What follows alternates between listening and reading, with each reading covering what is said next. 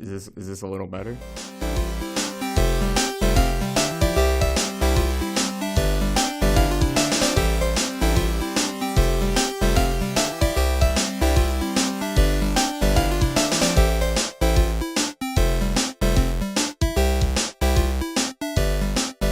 Welcome one and all to Object Podcast, the game dev show featuring members of the GameMaker community. My name is Lazyeye, and I'm joined by my co-hosts Meseta and Seabass today.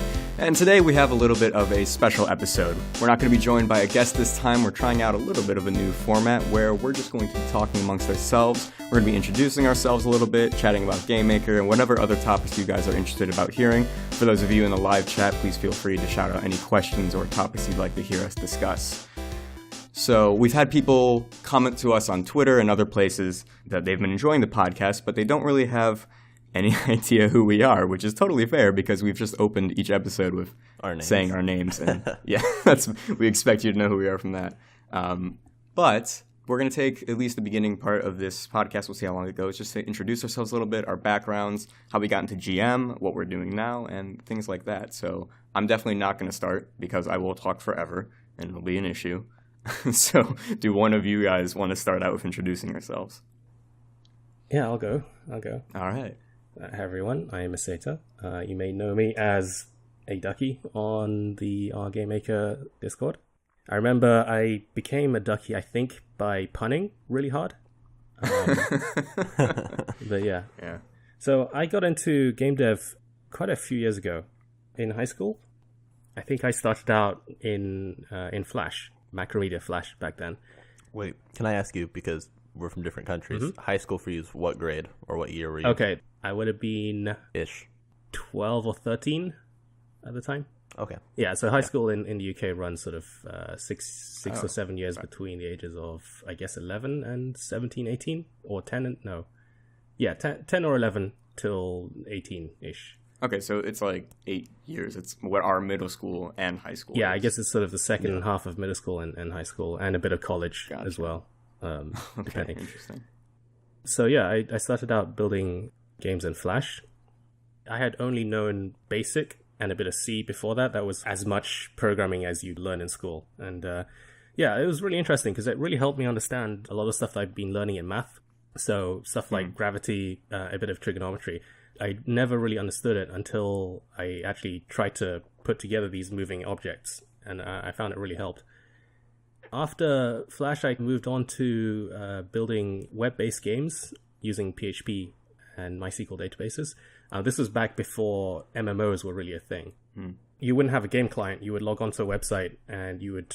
I don't know how you describe it these days. You're talking about like those town builder games where you'd have like a... You build something and you wait like 4 hours and you come back. And... Yeah, exactly. Yeah. I think it's like that, but back then it was mobile a game. lot worse in terms of graphics. It was mostly a website, and sometimes some of those games was just here's a table of numbers. I went back to a particular website I remember that I had played when I was like 14. I went back recently, and I realized that I had been working in that game on like a 1024 by 768 screen. So compared to the resolutions nowadays, the game was like a sliver on the screen. I think the first video game I ever really played, which I have multiple answers to for complicated reasons, maybe I'll get into that later, but I think the proper answer might be Neopets. I don't know if that's at all what you were referring to. I'm the youngest here. No, Neopets is pretty new. I think that was shortly after. It got newer as time went on. But it used to be like this disgusting website with horrendously drawn creatures. And people are going off in the chat about Neopets now. Oh, no. I struck a nerve. Yes, that's okay. Topher just put a screenshot of old Neopets. That's what I'm talking about. Yeah, that looks like the kind of stuff that we were working with. I can relate then. Good. Yeah, I learned PHP and MySQL trying to make web-based games, and that set me up on a brief career in web development. And then I became an engineer, worked on a bunch of green energy projects and automotive sector, and then got into building drones, and then picked up game dev more recently with sort of at the end of last year. Now I'm here. I feel like we skipped over like 20 fascinating years. Oh yeah. Yeah. So okay, take me through the timeline. So you said you were doing web development work.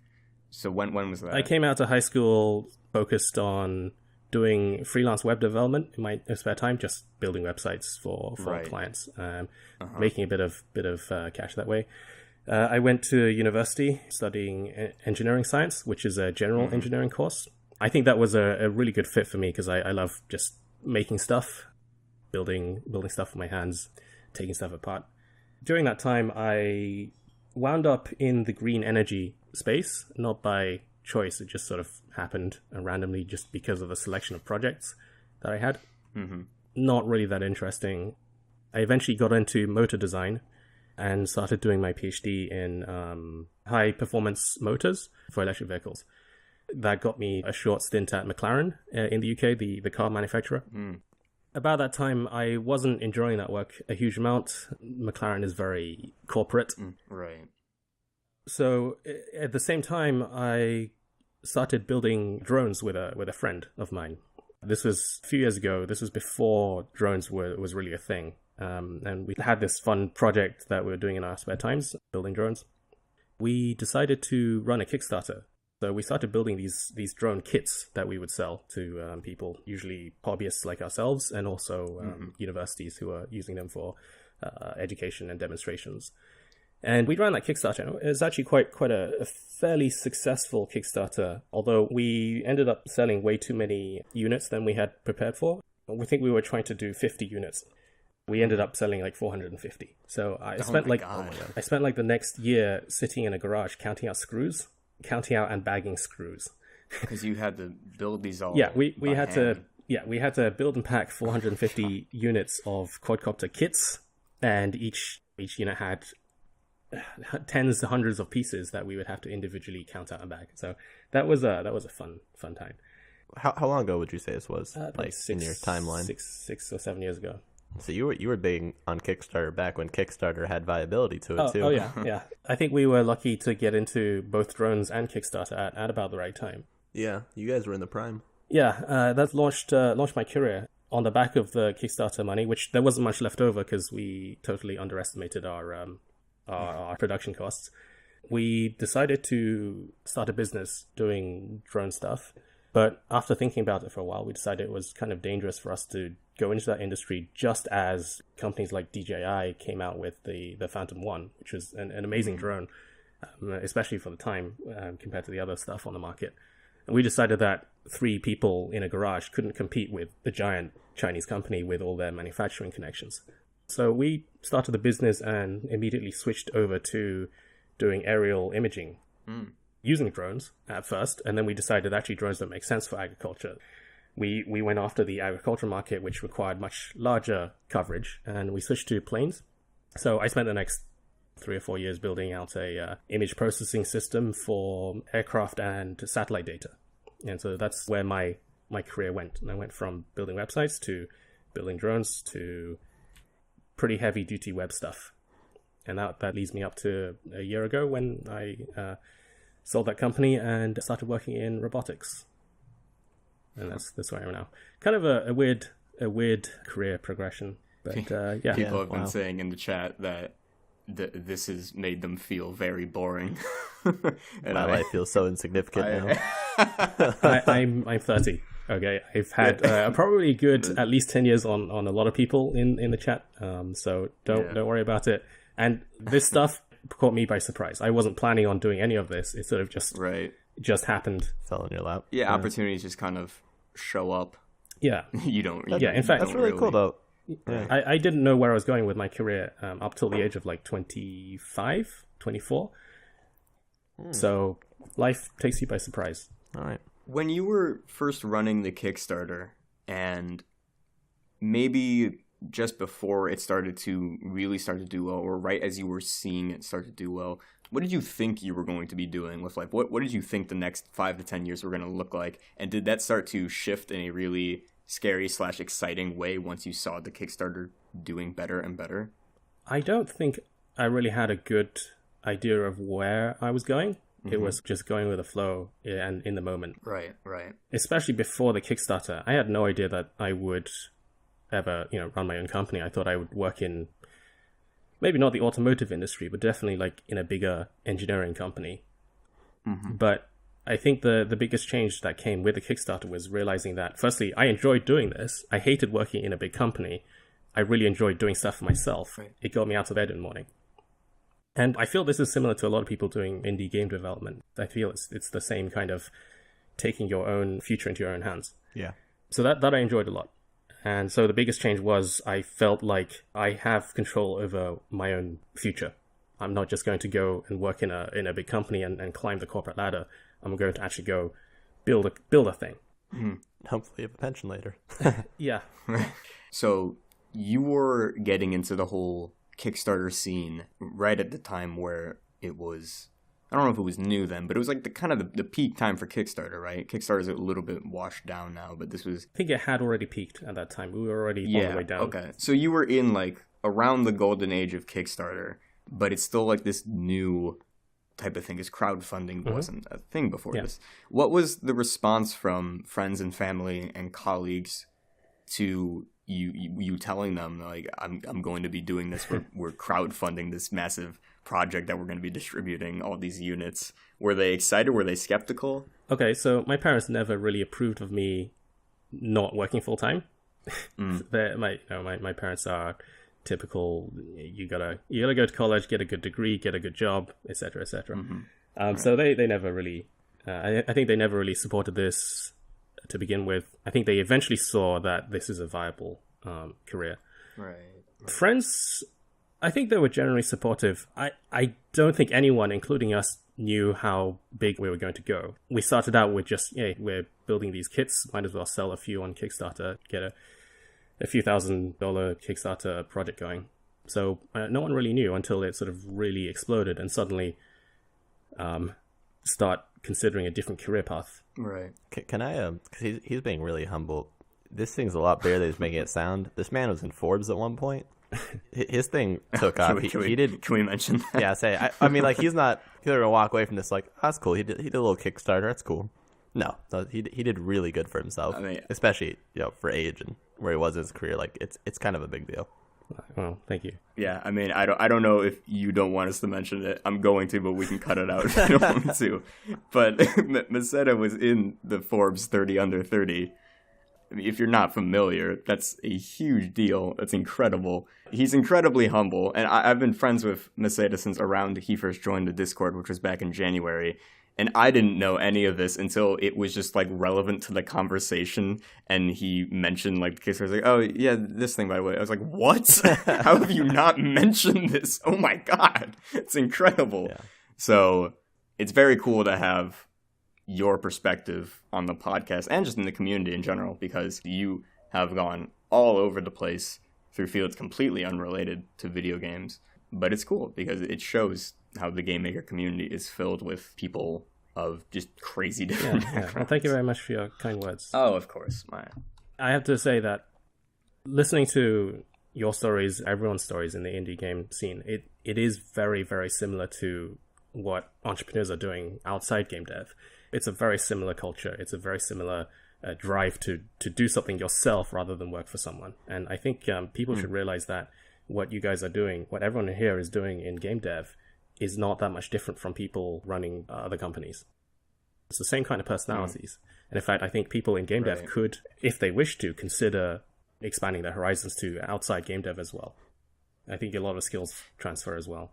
Yeah, it's something that we talked about before, actually. I was just talking to you about my general career stuff and what I was planning on doing and stuff. And you gave me the advice to approach everything more as an entrepreneur than a game dev, which has really stuck with me because it hasn't necessarily super changed what I do, but my perspective of how I think of potential projects or what I should be getting into is different, because rather than focusing on the one job I have and trying to make it as good as I can, like, I'm doing so many other things on the side, and it's more like, here's an idea, I'm going to just toss it up a little bit, and if it blossoms into something cool, if not, also cool, I'll do another one. Yeah.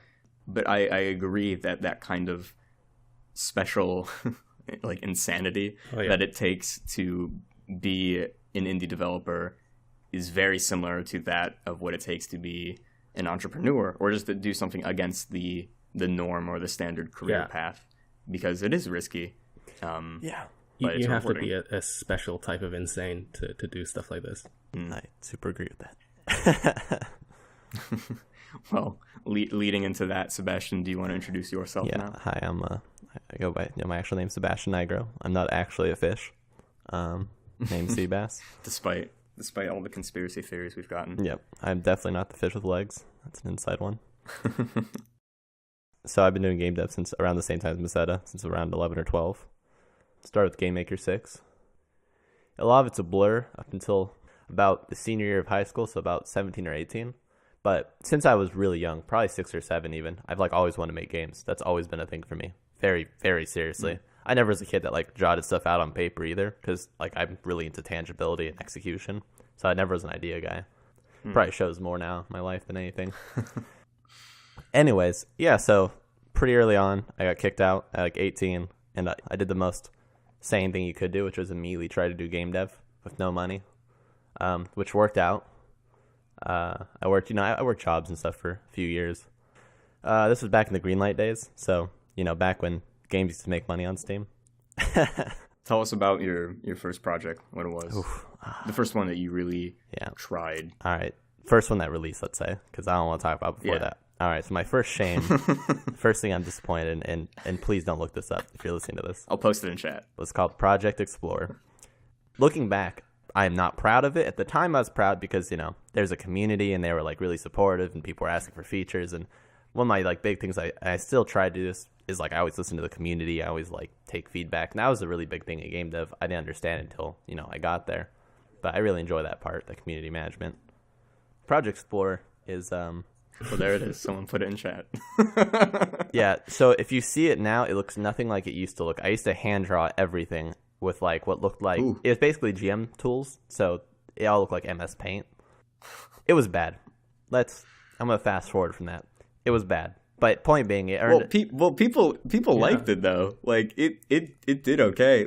Just in the feed that Discord pulled up for it, it has 127 recommendations. For someone's first project, that's not bad. Looks like it's got a pretty good inventory and crafting system. Yeah, it's a cool programmer's idea. It's fun from a programmer's perspective. It looks like a game that a talented programmer made and was like, nah, art's not important. Yeah, which is, and see, that's... not to diss you. It's really important. I don't want to sound self-deprecating. I made this as a note for myself yesterday. I don't want to sound like I'm just beating on myself because I don't want to be negative. But, that happened, the way it happened because you have to learn to, you start somewhere, right? You have to finish things. Right. And at the time I had, and I'm not even joking, I had maybe $30 in my bank account on, a day-to-day basis. I was scraping by. I had a little bit of money back then, from my day job. And I had to put it into ads so I could pass through Kickstarter so I could release my game. And then I earned about half a year's worth of income off that over the course of 2 years. So really bad. Wow. Yeah, it was not a great income. So definitely not the game dev dream yet. I'm gonna fast forward to, I worked on something called Rock God for about a year and a half. That was that was more the actual indie dev lifestyle. Right. So I went on a website called IndieDB. That used to be a thing. I don't know if anyone used it in 2018. That's still around vaguely. But still kicking. They had a job board, and what I found on there was someone saying, I want to make this musical tycoon game. I'm looking for a programmer. It's 2D, blah blah blah. And I was like, oh, I can pitch this guy GameMaker. Yeah, he'll totally do it in GameMaker if I tell him GameMaker's good. And that's what happened. We made a really crappy prototype. Then I abandoned him, and I came back a year later, and then we made the game. And that is actually my top seller now. That's one of my bigger games. And we did a lot of stuff that you probably haven't seen done in GameMaker, like real-time song editor with things you can drag around and rhythm guitar stuff and musical stuff and stuff you don't want to do. Things with spine. Ooh. Yeah. The Steam page lists the publisher as Ember Wolf. Yeah, that was the pseudo publisher. So another pseudo publisher. Yeah. Well, my perspective on things is I always just want to release things under my name because I'm we're indie, I don't want to seem like I'm the CEO of my company. I don't want to be that guy. So anyways, that was what the artist wanted to name us, and we were going to do other games, but that was a really important lesson for me in my career, because I learned a lot about like how to work with a team and resentment and, you know, like just, I guess, a lot of social skills in general. When you talk to someone 8 hours a day for a year and a half straight, you get pretty good at handling anger. There's a few times, you know, he said some pretty, I'm going to say toxic stuff, you know, insults about the spouse and such. Some pretty bad stuff basically went back and forth. Things that you'd expect out of like the indie movie or indie game movie. Right. And yeah, but anyways, that turned out to be one of my best sellers. And it showed because we really put our hearts into it and we worked really hard on that game. You'd kind of expect to a certain degree. I mean, working in a team it's kind of like when I was going to college first year, we always heard the advice that don't room with your best friend. It's not going to go how you think it's going to. And I completely ignored this advice. I'm like, nah, me and my buddy were so respectful of each other. We never get in fights.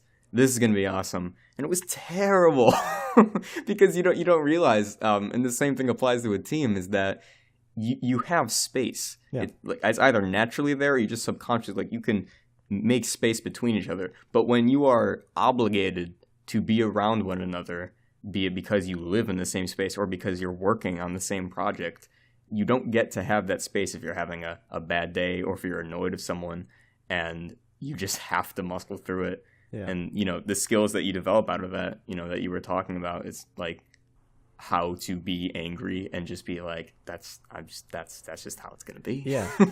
I just got to be okay. They say exactly the same thing about co-founders. I worked with the same guy for 4 or 5 years, and we didn't actually get along. I think we developed coping mechanisms. And after we sold the company, I don't speak to that guy anymore. Oh, yeah, totally, yeah. Well, you hear about the same thing with Lambier. Although they have like a really seeming like healthy understanding and acceptance, they're like publicly okay with it. But, you know, Ramby and JW, I believe the way that Ramby puts it is like, we get along, we respect each other, we work well together, we wouldn't hang out outside of work. You know who else is like that? The Mythbusters. They're exactly like that. Oh, they like actively dislike each other though, but amazingly, they're fine with it, and they get asked about it a lot, but they like say like, yeah, I don't like his guts, but like on camera, it's okay. So weird because you want them to be friends. You want them to be friends in real life, but they're not because they're like their personalities, and you watch it and they're just like goofing and, you know, playfully making fun of each other, and then you hear an interview is like, oh, I hate that guy. I can't stand him. Okay, so I'm gonna use that as a segue because this is really good. This is actually a great discussion point. Oh yeah. I hate the guy I worked with from Rock God. I like, we talk on Facebook still, and we're still like we're still like connected. Like we still talk, and there's a lot of like nostalgia there for sure. But like I would not work with him again. Not because he's not experienced, not because he's not good at what he does. Just when you're that intimate with someone, it's like it's like divorcing someone and then having to get married again. Like, ugh, it sounds terrible. You have to get married. Can you imagine? That would be an amazing TV show. Oh my god, I would watch that all day. Yeah. But yeah, I'm glad I went through that though, and I'm glad we had that experience. It was really important. And it's really important to say too, one of the mistakes I made that I recommend people don't make is we were in a call again, like literally 8 hours a day, because for him, he really needs someone that could kind of like be a positivity coach, I guess. It helps to motivate someone or have someone motivational sitting in a call with you 8 hours a day to get your job done. Now I'm gonna fast forward to Don't Sink, which is the next game, which is a pirate game. Pirate in the genre, not the not we. This game is not available on Steam. You have to pirate it. Oh, sorry. Yes, a pirate themed game. Yeah, but that game has gone better. I tried doing it by myself. Turns out I suck at doing things by myself. Wow, second revisitation at that, right? You think I've learned the first time? So I got a team together, actually through this community, which is fantastic. I just requested in Lounge, which is our like general chat position, as like, hey, anyone know a musician? That actually worked. And someone was like, wow. Yes, Topherlicious guy. And I DM'd him on Discord, and turns out we live mirror lives, and he's fantastic. So he jumped on board. it started out, doing payments and stuff, but we pretty quickly leaned into revenue share. And he's like, listen, man, your art sucks. You should get an artist. And I was like, I remember when I first started, I met Sebastian through his community, but specifically through watching his streams. And I remember his like dev blog was linked in his about section. I was reading through it. And I remember the exact quote was, my friend Topher, who's been working on this project with me, told me that I really need to get a, quote, real artist. But it did wonders for the game. It came, that's the thing. Like, constructive criticism and all that, it depends where it's coming from and how it's coming from that person. Like, if someone on the internet completely random says, your art sucks, get better, kid, you're not going to take it the same way as someone you trust and understand saying that. Anyway, so Topher suggested an artist. We grabbed someone named 13. That was a friend of his and his Ducky in his community. Ducky is a moderator, in case anyone didn't know. Friendly people that help out the community a lot. If you're not in the GameMaker Discord, you should join it. What are you doing? Yeah. Link in the description. That's a little plug. I'm not biased. Anyway, go ahead. Sorry. 13's a really talented artist. He's fantastic. So he did the art for Don't Sink. Well, the revisitation of the art. We pretty much took all my assets and drew on top of them, more or less. But he did a really good job, and the game came out really beautiful. And yeah, that game went on to consoles now, and we're coming up on Switch. And then we have another game now. Oh. Trying to wrap things up here. You're okay. Called Duke of Defense, which is just Topher and I, which has been super fun. We've been a lot closer working on this because before he was just a musician, but now he's doing all the music and art for this game, and I'm doing all the programming, and we're co-designing. And this is why I actually want to bring this up. It has been a much healthier experience than Rock God was. And I think a lot of it is that he had, in his own time, he's a web dev. He's done a lot of game jams and such. So he has a good sense of communication and, expressing himself. So, it almost sounds unnatural the way we talk to each other. But, he'll be like, sorry, man, I've been just having a really hard day. This happened earlier. I'm sorry, I'm taken out. If it's coming out on you, I apologize. I'm like, no, it's cool, man. It's all right. I understand. It's really weird. It sounds like a therapy session, but we've developed a relationship where we're so open with each other about things. And I think that's what you want to strive for in an indie team, is having that. But, we also have space, too. Like, we don't talk 12 hours a day. We talk maybe 4 hours a day, when we're working, maybe 4. We game a little bit, I guess, on the side. But for the most part, it's a pretty healthy relationship, and that's going pretty great. So that's coming on to the Switch, hopefully in February, and possibly Xbox, possibly. Nice. All right. Yeah, that's my entire career. Yeah. Now segue into Lazyeye. So now I'll talk. Let's see. I have 26 minutes to talk about my entire life. Okay. Okay. Hi, I'm Lazyeye. My real name is Gabe Weiner. I'm 20 years old, and I'm doing game development now. So my first memories of video games, we're going all the way back, was I remember my brother used to play a lot of games on the computer, like Pajama Sam, I remember Sheep, the SimCity 2000, and like the first Harry Potter games.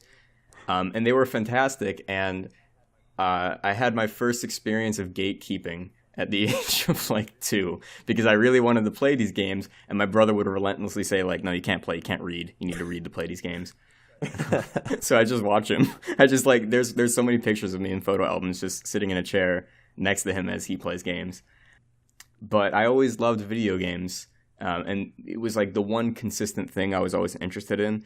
I was a kid, and this extended all the way till now, whose interests changed daily. I would say I want to be a firefighter one day, and then want to be a detective the next day, and then want to be a deli person. I don't know.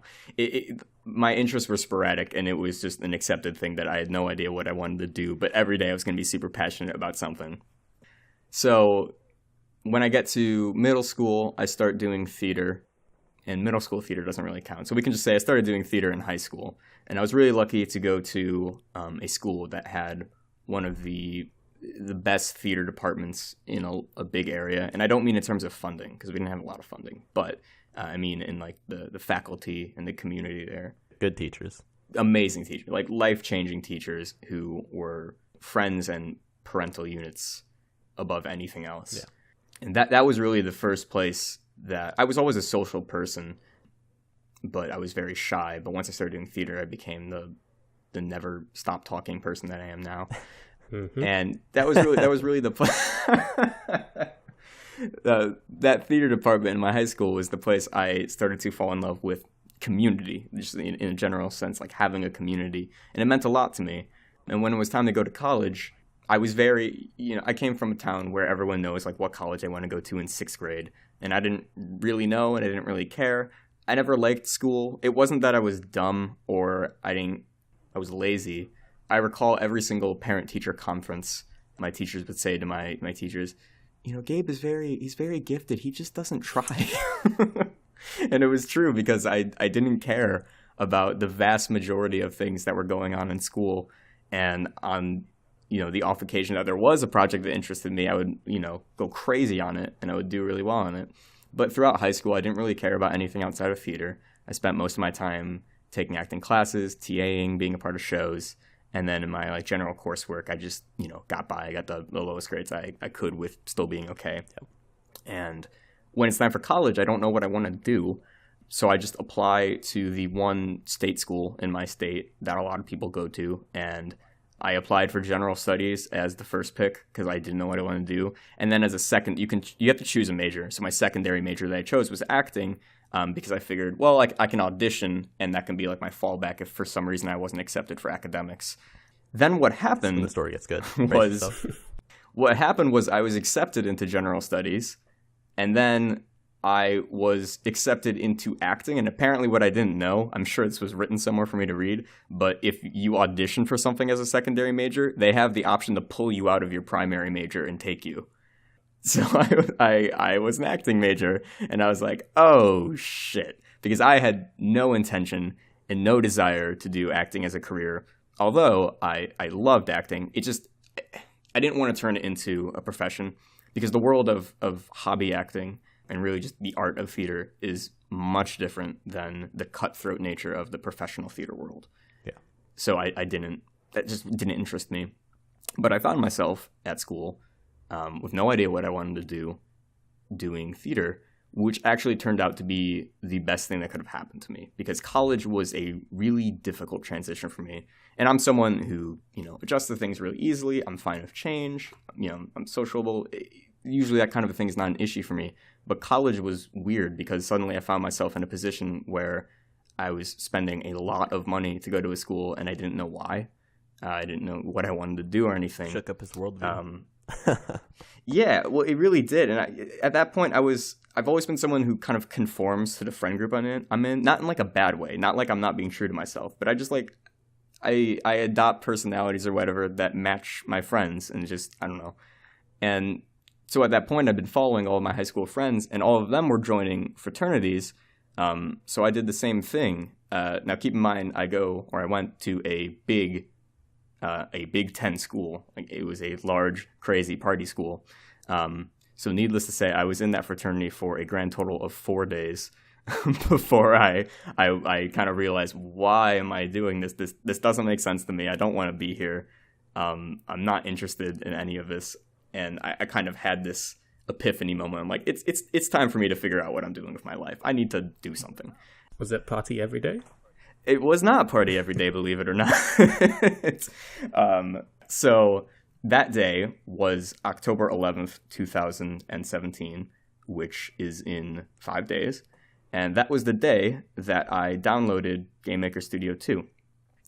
I had no real experience in programming, and that's kind of an iffy thing to say because I had tried to do freelance web dev when I was in high school. That was awful. I knew a few things of HTML and a few things of CSS, and I, through my actor skills that I developed, told clients oh yeah, I can build you whatever you need. I can do it, no problem. I plunking away at my keyboard with 2 fingers, writing the worst website the world has ever seen. And then I took a comp sci course my senior year of high school and I failed it. So I had no experience in programming. I was abysmal at math. I hated anything technical.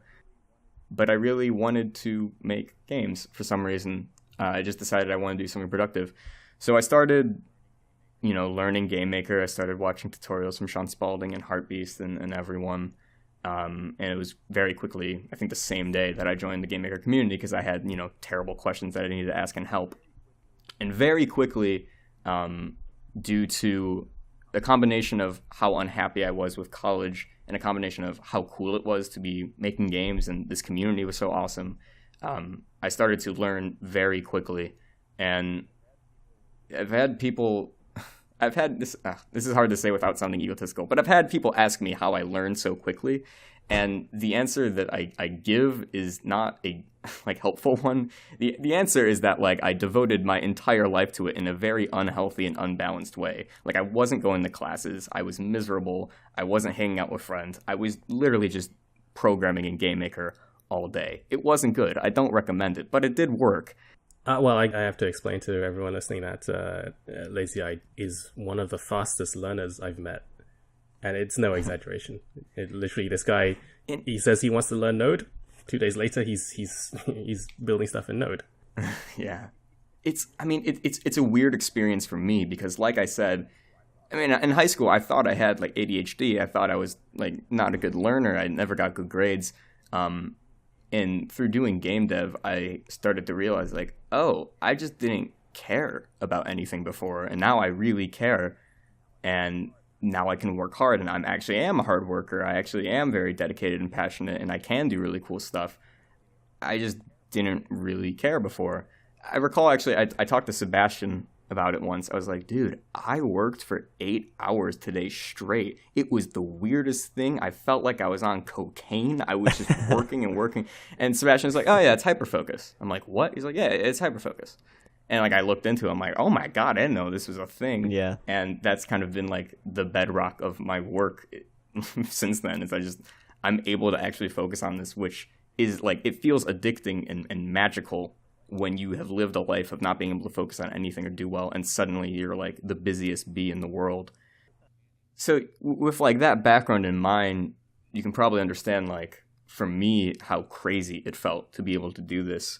And it was harder for me to justify and enjoy and see the worth in my courses at school. And I started to really just not go to class. And the more I wouldn't go to class, the more anxiety I would develop about going back to class because I missed so much. And I was dropping classes, and I was trying to find, my school didn't have any sort of a game design major. And I tried I tried exploring different things. I, talked to my counselor so much about trying to find a new major. I tried to create a major.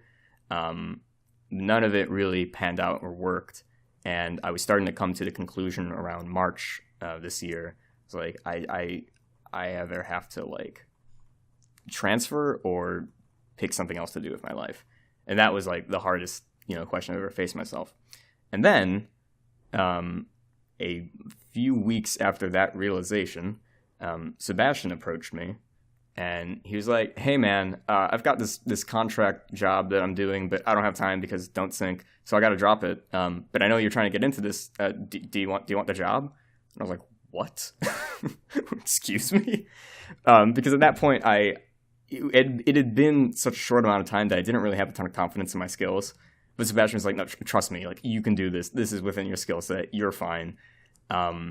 And I pretty much just made the decision right then and there. Obviously, I thought it out. I talked to my family, but it was made up in my mind, okay, I am stepping away from school. I'm going to do this, and I'm just going to see how it goes. Lazy, can I interject here? Yeah. As I'm hearing the story, it sounds more and more like I fished you into doing drugs. It started off because this entire time, it's really important to highlight, I usually don't stream, but for a while, because Lazyeye was, cheering me on, I was streaming consistently, and he was always showing up. And all I ever did was say how I'm not saying college is bad. I think college is great, but I didn't go to school either. And so all I would do is be college is dumb. I didn't go to college. Blah blah. I basically pushed my agenda on him for 2 months straight.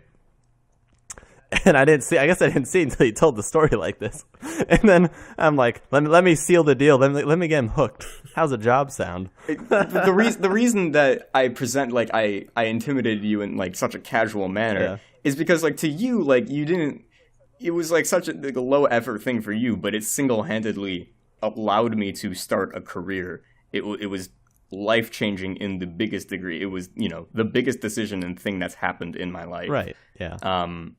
And, from then, I kind of began the school year was over, and between that and like actually having an idea of what I wanted to do, I started to kind of see a light out of like this terrible, terrible year that I'd had. Yeah.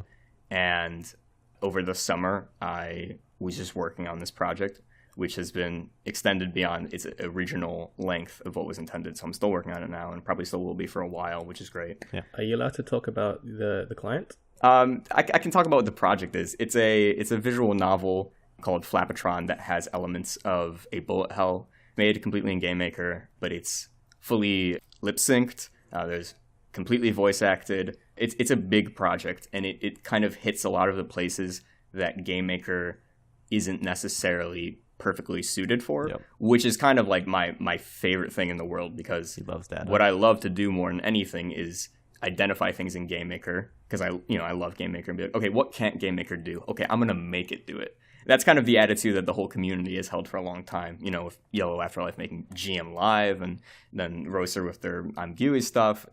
So I've had to devise a lot of ways to manage all of those assets, load them all in. I recently released a tool with Topher called Lazy Load, which lets you automatically load images into GameMaker from a folder, so you don't have to import them one by one. Yes, I was waiting this entire podcast to plug my tool. Don't judge me. And with Sebastian's help from a system that he already had, I had to construct this whole fake scripting language to create the actual scenes. It's been a really crazy project, but exactly up my alley in terms of like, oh, okay, cool. GameMaker isn't going to make this easy for me, but I'll make it happen. And then since then, outside of work, what I've been doing, who I am, I'm one of the administrators of the GameMaker Discord. This community is incredibly important to me, as it's the reason that I am where I am. I do other tools and stuff on the side with my buddy Topher. One of them, like I just mentioned, is Lazy Load. We have other ones coming. And yeah, that's kind of where I'm at. And in terms of like future plans and looking forward, it's literally just been a year, which is it's crazy to think about. And honestly, like the only thing I've been able to like properly take out of it is, as an indie, you have to be incredibly careful. This is really risky. It's liable to just fall from under your feet at any moment. But at the same time, in a year, I'm very proud of what I've been able to accomplish with the help of others and with my own work ethic and with the support of my family. So I kind of do just let myself have crazy expectations of myself. I'm like, okay, I went from 0 to this in a year. In a year from now, I want to do something as crazy. I'm a very ambitious person. I've always felt the need, like, I want to be the person that's ahead of the game. So when I joined the Discord and I saw people like Naman, for example, who's very, very young and like 20 times a programmer I'll ever be, that just motivates me more. I'm like, okay, I have to catch up. So I try to maintain that, and I try to keep going, and it's crazy, but I'm very thankful for it. And then to tie us all in together, it was June, it was July, when it was Meseta that really brought up the podcast. The podcast is a legendary myth of the GameMaker community, that it's been something that has wanted to become a thing for a long time, with Sebastian going way back wanting to start it up. November last year. Yeah, he was trying to coordinate it with the server staff and trying to make it a thing, and it just never really happened. And then I recall, just in the chat I was with Meseta, he just randomly said, like, I want to start a GameMaker podcast, and I'm doing it, like, today. And I was like, whoa, well, I'm interested in it too, buddy, but, like, we can slow down, coordinate. He's like, no, like, we just need to do it. We just need to start. And I was like, okay, well, let me talk to the staff. We'll figure it out. So with a combination of just, like, the get it done energy and also us trying to organize it as best we could, we spent a couple months planning it out, talking about what our goals for it was. In fact, it's actually going to be fun. I believe we have my initial quote-unquote pitch pinned in that channel. I won't read the whole thing, but the general ideas were, we really wanted to create a platform to highlight the amazing community that we're all part of, while also filling in a void of content that is lacking in GameMaker. Pretty much the only digestible content we feel in GameMaker is YouTube tutorials or tech write-ups and then just like the general forums or communities. And my personal goal, one thing I really wanted was to create just entertainment and media for GameMaker developers that wasn't necessarily like strictly educational, but it was just, something you could listen to as actual content that was just for pure entertainment and, other goals as well. But so far, it's done remarkably well. Last week, we hit 400 followers on Twitter, which is incredible. This is our 4th episode, 5th if you include our bonus episode with Grog. Meseta, you have the numbers with you right now of our daily listens, don't you? Yeah, I think we're averaging about 80 listens a day, and it sort of peaks up to several hundred when we release episodes, which is so nuts. I think Friendly Cosmonaut has the record numbers. She does somewhere around 300. That's a great episode, by the way. Which is mind blowing. I want to give credit to Lazyeye and Meseta as well. I've been very uninvolved in terms of like presentation and the website and all that. They've done so much good work, and it's all behind the scenes too. Like they don't really talk about it, but they've done so much. And Tony, he did the website, right? Yep. I think all the front end stuff. Yes, Tony did our and website. Grace, who did our intro and outro music. Yes. Oh, yep. It's interesting because we all have kind of different approaches of how we want to do things.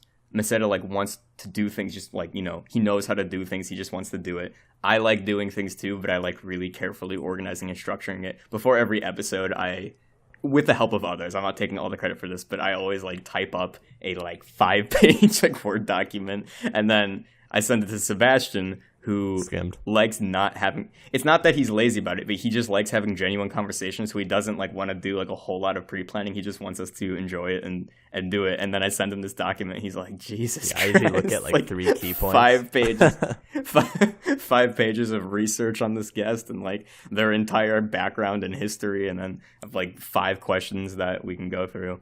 But yeah, I mean, I can personally say I'm super happy with how the podcast has been going so far, and thank you to everyone that's been listening. I've said, I think before every single episode, like, just see you guys, like, I don't think we should be expecting a huge live turnout this time for X and Y, and then I said that before this one too, because we didn't really have a guest, it was just us, and we still have a ton of people listening. So thank you to all you guys. It's super cool, and I'm really happy to be a part of this.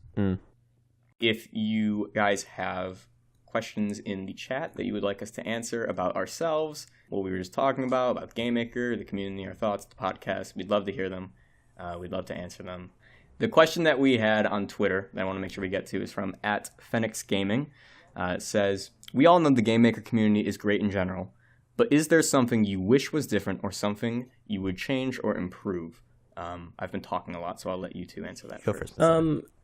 If the question is referring to the Discord, I love the Discord community, but one of the things we spend a lot of time doing in the Discord as duckies, as helpers, is answering questions, helping out people with GML questions or GameMaker questions. One thing I find myself doing, and I'm sure others have as well, is we often get very similar questions over and over and again. We don't have a good way of recording. Like Stack Overflow, you can Google anything, it'll always show up. Yeah. And really, that's the only downside of this format of question answering. I know that the Reddit community that we have is better set up for that kind of stuff.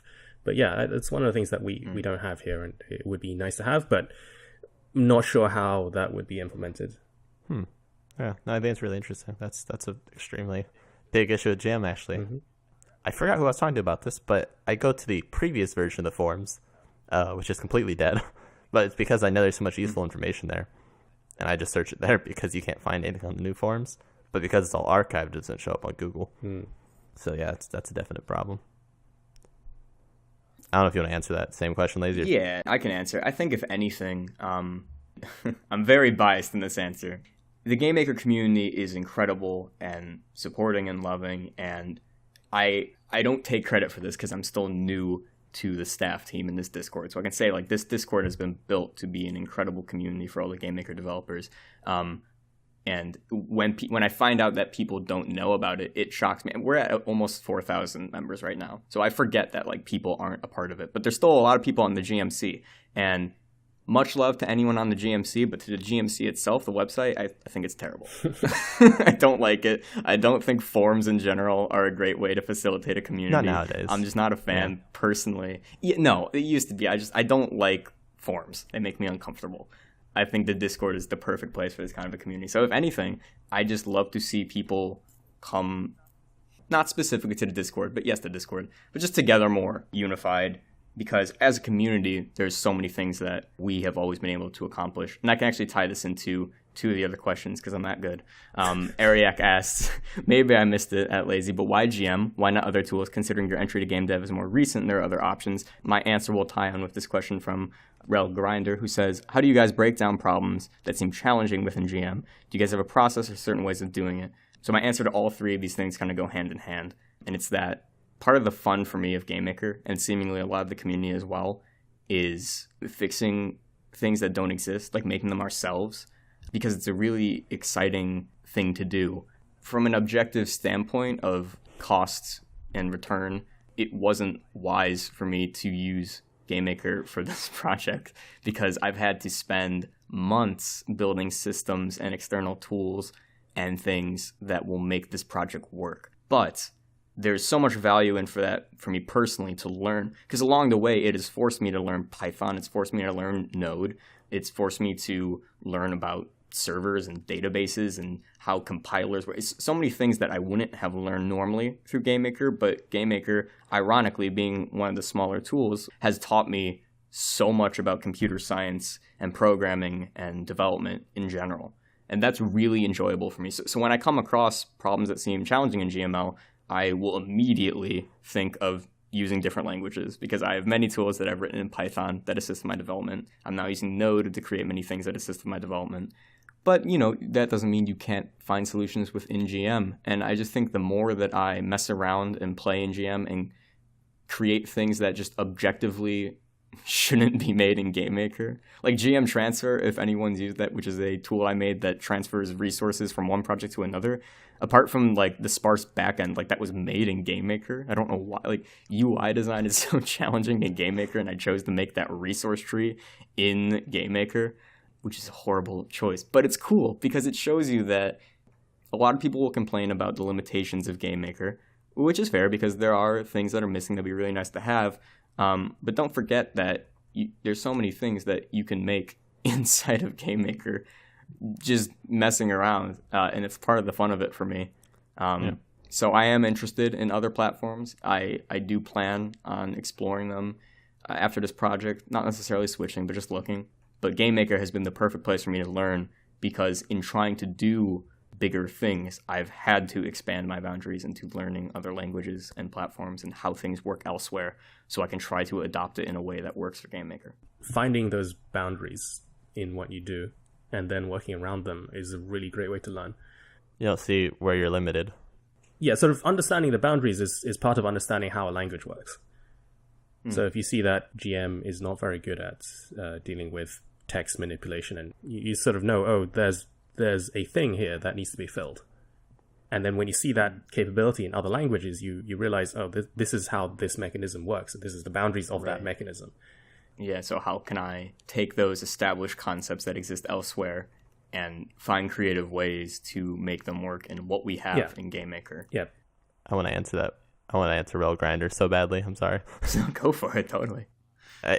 Lazy, went across your question, but just to highlight again. He said, how do you break down stuff that seems challenging within GML? Do you guys have a process, a certain way of doing it? I'm a terrible programmer. Lazy shoots me out of the water instantly, and he's only been doing it for a year in comparison to my 12 years. But my process, because I'm dumb, has always been just head down, just blast through it. No matter what it is, even if it's super out of your scope and you have no idea how to do it, if you work start to finish on it enough times, kind of like a mouse going through a maze, you'll find the solution. And this is coming from someone who didn't have internet for my entire childhood, so that's how I had to learn everything. Now I have the internet, so if I'm how do I do, I don't know, nested data structures, I can Google that term, find abstract explanations of how to do it, find a forum post on how to do it. I can ask in Discord now. But that works for me. Lazy's approach, I'd be interested in hearing, though, and same with you, Meseta, given that you're in the professional scale. Honestly, my approach is not one I want to recommend to people because other people will hate me for it, but the way I learned everything was just finding people that were nice enough to want to teach me things and then relentlessly bullying them with every question I possibly. This sounds familiar. Meseta, Yeah. well, Can confirm. both of you can confirm this. I was going to say Topher can also confirm this, because with GML stuff, I just harassed Sebastian endlessly, like every possible question that could come into my head. I did the same in the help channels, like religiously. Like I asked so many questions in the help channels here. And then when I wanted to learn Python and just like bigger computer science concepts and stuff, I would endlessly DM Meseta questions, just shamelessly like abusing my friendships. And then now, as I've been writing Node for like the past 2 weeks, I have I've just been in phone calls with Topher where I'm asking him every question, and also Sandbox, who is making something called GML Tools, which is a VS Code extension for GameMaker. It's really cool. You should check it out. Just relentlessly asking them questions. And I want to say, like, I feel justified in this at least a little bit. It's not like I'm being annoying or I'm spamming a channel and not giving anything back. I'm arguably the most active person in this server, and I'm not saying that like it's an impressive or good thing. I just never leave. I read every channel. I respond to everything. I'm super active here. And that's because I love this community for what it's given back to me. But my process for learning things is just asking every question, Googling everything. Just as soon as there is a question in my head, even if I don't need to know the answer right then, I'm like, I wonder how you do this. And I find out. When I was first learning in GML, every day I would just try to wake up and think of what's a cool thing I could add to this project or a new project I could do that would teach me something. Okay, I'm going to learn that today. So, utilize the resources you have available to you. I feel often people overestimate how annoying they're being. Our help channels are there for a reason. I'll tell you if you're being annoying. Don't worry.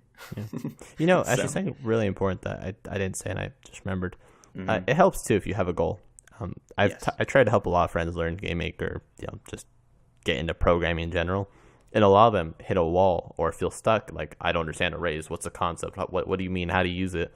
In reality, an array is a list. It's like a grocery list. It's pretty simple, like stacking Jenga blocks. It's not complicated. But when you're not applying it to something that you're motivated about, it's much harder to learn something. At least for me, and I think a lot of people share that. So if you have a project, may not even professional, but I don't know, you're making just a top-down shooter, a little platformer game, whatever, and then you need to use this, apply this knowledge to something to make that, I don't know, a certain mechanic work in your game. You'll learn that concept much faster and how to apply it. And I think that's a really important part of learning the limitations of GML, because Topher, who I work with now a lot, he's, I would say, a much more rounded programmer, whereas I only know GML. And a lot of time we'll talk about limitations in GML, but I've never hit a wall of GML, not once in my life.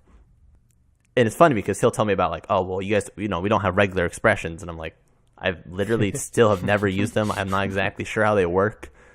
He's like, all right, well, namespaces, I've never used them and I've always been fine. I've made some pretty large scale projects. So, and so I think it's about learning that mindset rather than, It's really cool once you do, explore and leave, because I was in the same position. But then when I do have access to those tools, I'm like, oh, cool. I always think it's better to use a really handy, nice tool if you know how to do it the long way. I think it just solidifies your understanding better for learning a new concept. Yeah. I feel solving challenges in programming is really an exercise of reducing it into smaller chunks. So basically, every challenge you can chop up into smaller challenges, all the way down until each of those things is literally a line of code. But the challenge is knowing where those smaller and smaller blocks become lines of code. So you kind of have to take it from the other direction as well, which is knowing what the functions and features of the language are.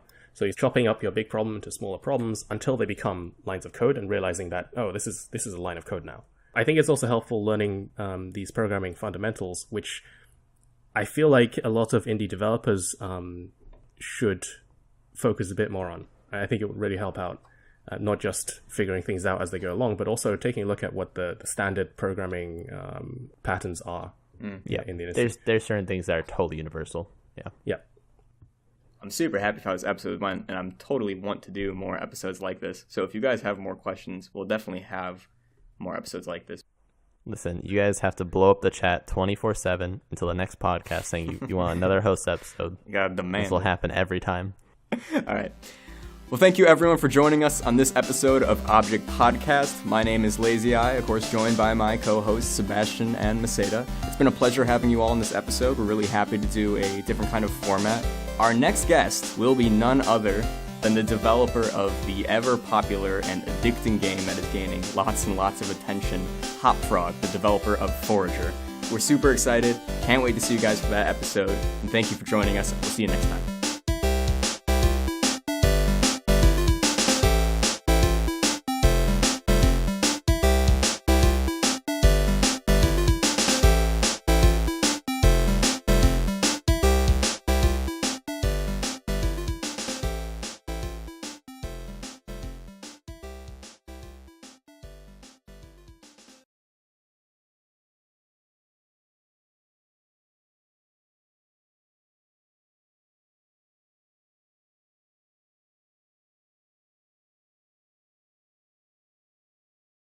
Okay.